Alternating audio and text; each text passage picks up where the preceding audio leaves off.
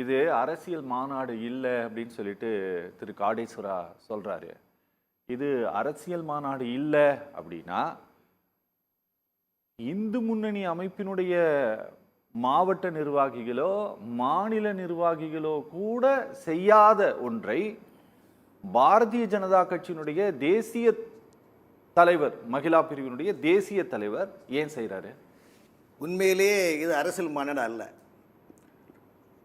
பாஜகவுடைய பகவத்கீதை வச்சு சத்தியம் பண்ணிருக்கீங்களா? பாஜகவுடைய பொதுச் செயலாளர் ராமசீனிவாசன் என்ன அறைகோல் சொல்றாருன்னா, இந்த மாநாட்டுக்கு வாருங்கள் எல்லா கட்சியினே தலைவர்களையும் நாங்கள் அழைப்பு கொடுக்குறோம். திமுக, கம்யூனிஸ்ட் எல்லா கட்சிகளும் அழைப்பு கொடுக்குறோம். நீங்க ஏன் கொடுக்குறீங்க? எங்களுக்கு அதாவது பாஜக இந்த விஷயத்தில் ஆர்வமாக செயல்படுது. நீங்களும் வாருங்கள். திமுக, காங்கிரஸ் எல்லா சர்வ கட்சி தலைவர்களுக்கும் தமிழ்நாடு முழுவதும் அந்தந்த மாவட்டத்துடைய இந்து முன்னணி தலைவர்கள், நிர்வாகிகள், இந்து அமைப்புகள் கொண்டு கொடுக்கின்றன. ஆகவே ராமசீனிவாசன் சொன்னது போல் இது வந்து அரசியல் மாநாடு அல்ல. இப்போ எத்தனை சாக்கள் வந்தாலும் எங்களை ஆட்ட முடியாது, அசைக்க முடியாது, இதற்கெல்லாம் நாங்கள் பயப்பட மாட்டோம் என்று மதுரையில் சொன்ன அந்த தலைவர் இன்று அமித்ஷா என்பவர் வந்தவுடனே என்ன சொன்னார்? 1500 ஆண்டுகளுக்கு முன்னாலே திருப்பரங்குன்றத்தை எப்படி இந்த இதிகாசங்கள் இருந்தன, அந்த இதிகாசத்தை கூட வரலாற்று மறந்து நீங்கள் சிக்கந்தர் மலைக்கு முக்கியத்துவம் கொடுக்கின்றீர்களே, அங்கு உள்ள எம்பி அங்கு அந்த தொகுதியுடைய பக்கத்து மாவட்டத்தினுடைய எம்பி அங்கு சென்று பிரியாணி சாப்பிடுகின்றாரே, இதற்கு யார் பால் ஊட்டி, மோர் ஊட்டி, தயிர் ஊட்டி வளர்க்கின்றது என்றால் தமிழகத்தில் ஆளும் திராவிட கட்சிகளுடைய நிலைப்பாடு தான்.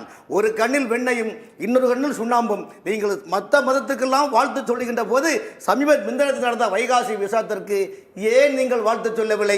உங்களுக்கே சாமி இல்லை, சமயங்கள் இல்லை, சமய துஷ்பிரயோகம் செய்ய திராவிட இயக்கங்களுக்கு முருகன் தேவை என்றால் இந்து அமைப்புகளுக்கு முருகன் தேவை, பாஜக தேவை. அந்த தேவை என்றால் அமித்ஷா சொன்னார் 2026 திமுகவின் கடைசி ஆட்சி எழுதி வைத்துக் கொள்ளுங்கள். முருகன் மாநாடு பொழுது விடிந்ததும் இன்று பாண்டிய நாடு என் பாட்டிற்கு அடிமை, நீங்களும் சற்று ஓய்வெடுத்துக் கொள்ளுங்கள், நானும் சற்று திருவிழாடல் வசனம் போல் நிச்சயமாக 2026 சட்டமன்ற தேர்தல் என்டிஏ கூட்டணி ஆட்சி அமையும். அதில் முருகன் பெருமான் காட்சி அருள்வார். காரணம் என்றால் தமிழகத்தில் நடப்பது முருகன் மாநாடு. கேரளாவில் சென்றால் ஐயப்பன் மாநாடு இல்லை குருவாயூர் மாநாடு நடத்துவோம். ஆந்திராவில் சென்றால் ஏழுகுண்டல பாடம் மாநாடு நடத்துவோம். ஒரு சாலை சென்றால் பூரி ஜெகநாதன் மாநாடு நடத்துவோம். மாநாடு நடத்துவதில் இறைவன் பேரில் எந்த தப்புமே இல்லையா? அதில் என்ன தப்பு இருக்கு சொல்றீங்க? ஏரியாவுக்கு தகுந்தபடி அப்படி கிடையாது. ஒவ்வொரு மாநிலத்துக்கும் கலாச்சார பண்பாடு. தமிழ் கடவுள் முருகன் நீங்க சொல்றீங்க. முருகன் மலேசியாவில் 10 மலை முருகன் இருக்கின்றார், ஒரிசாவில் இருக்கின்றார், குஜராத்தில் இருக்கின்றார். குஜராத்தில் முருகன் கோயில் பிரதமர் சென்றார். ஆகவே எல்லா இடங்களும் நீர்க்கம்னா இறந்துள்ளான் இறைவன். ஆகவே இறைவனின் பேரில் 1982, 83, 84 மன்னர் ராம ரவிக்குமாருக்கு தெரியும் இந்து சமய எழுச்சி மாநாடு என்று நடந்தது. ராமன் சார் ஒரு செகண்ட் சொல்லுங்க. நீங்க பேராசிரியர் ராமசீனிவாசன் எங்களுக்கு நண்பர் தான், சகோதரர் தான், மூத்தவர் தான். எல்லா கட்சி தலைவருக்கும் அழைப்பு கொடுக்கணும்னு சொல்றீங்களே, ஐயா உங்க நண்பர் அர்ஜுன் சம்பத் அழைத்த இந்து விரோதியா? ரவிக்குமார் இந்து விரோதியா? நீங்க இந்து விரோதியா?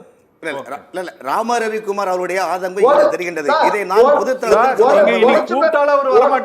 இல்ல சார், நீங்க ஏங்க எரிகிற என்ன குறைவிக்கிறீங்க? ஏங்க நீங்க பேசுறது அவர் கூப்பிட வர நீங்க என்ன குறைவிக்கிறீங்களா? சுக்லாம்பரம், சசிபண்டம், சமர்ப்ப பூஜம், நன்னா செப்பிடுங்க, இது மாதிரி சொல்ற மாதிரி பண்ணாதீங்க சார்.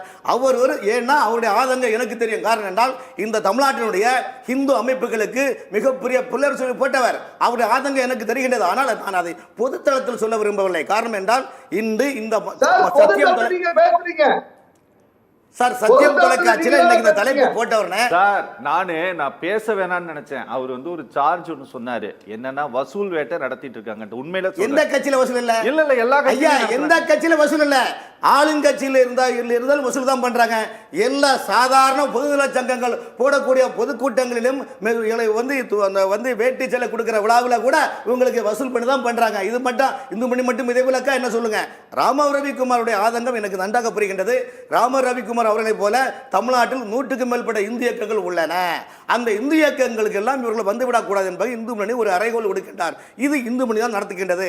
1982, 83, 84 குமரி மாவட்டத்தில் ஹிந்தி எழுச்சி மாநாடு நடத்தினார்கள். அது மூலமாக தான் மிகப்பெரிய எழுச்சி உருவானது. அந்த எழுச்சி தான் இன்று மத்தியிலே பாஜக ஆட்சி அமைக்க அமைந்து கொண்டிருக்கின்றது. ஆகவே அவருடைய ஆதங்கம் தெரிகின்றது. அவருடைய ஆதங்கத்துக்கு நான் தலை வணங்குகிறேன். காரணம் என்றால் அவருடைய உழைப்பு சாதாரண உழைப்பு அல்ல. நீங்க நினைக்காதீங்க சார், அவர் சொன்னது வாஸ்தவம் தான். ஆனால் அதே நேரத்தில் தமிழ்நாட்டில் இன்னைக்கு உள்ள காலகட்டத்தில் இந்த முருகன் மாநாடு மூலமாக தமிழகத்தில் ஒரு மாற்றத்தை ஆட்சியில் கொண்டு வர வேண்டிய சூழ்நிலை காலத்தின் கட்டாயம் உள்ளது. அவரு அவர் அவர் நீங்க வந்து என்னமோ அவரை கூப்பிடாததுனால அவர் ஆதங்கப்பட்டு பேசுறாருன்ட்டுலாம் நீங்க இதை திசை திருப்ப கூடாது. அவர் என்ன சொல்றாரு, அந்த மலை தொல்லியல் துறையினுடைய கண்ட்ரோல்ல இருக்கு. நீங்க அங்க ஏன் வரவிடாம பண்றதுக்கு, அந்த மாட்டுக்கறி கறி வெட்டாம இருக்கிறதுக்கு அதை ஏன் நீங்க நடவடிக்கை எடுக்க முடியாம ஏன் இந்த டிராமா பண்றீங்கன்னு கேட்கிறாரு. இது ட்ராமான்னு சொல்ல முடியாது சார். அப்படி பார்த்தா தமிழ்நாட்டில் இன்னைக்கு பாதி கோயிலும் தொழில் துறை தான் பார்க்குது. சாதாரண பக்கத்தில் இருக்க திருநீர்மலை கோயிலும் தொழில் துறை தான் பார்க்குது. அங்கே என்ன இது வந்து திருவண்ணாமலையும் தொழில் துறை தான் இருக்குது. சரி, நல்லது. இணைப்புல இருங்க.